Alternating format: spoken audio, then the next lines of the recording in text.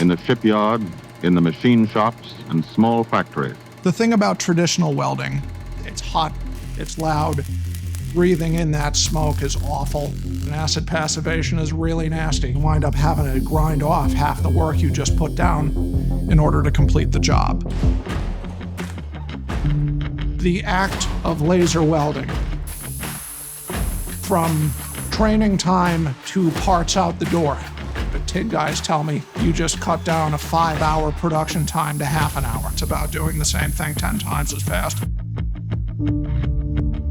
Working with the Theo MA1 should supersede stick welding when it comes to training new welders, because you can train new welders on so many different alloys with this machine.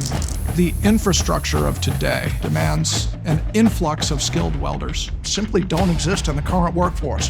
With MA1, you can expect consistent results developed by your operators in 2 weeks or less.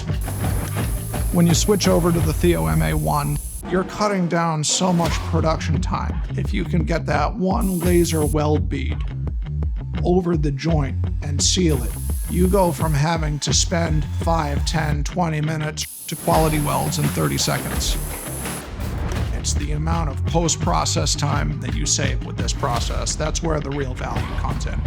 It's air-cooled, which makes it really lightweight, and you don't need super-duper technical abilities. All you have to do is play with the drop-down menu and perhaps adjust your defocus. That's really all the operator's got to worry about.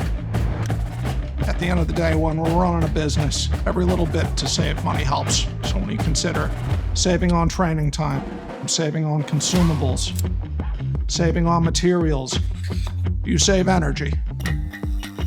Overall post-process time, it even includes a wire feeder, plus certified quality and safety.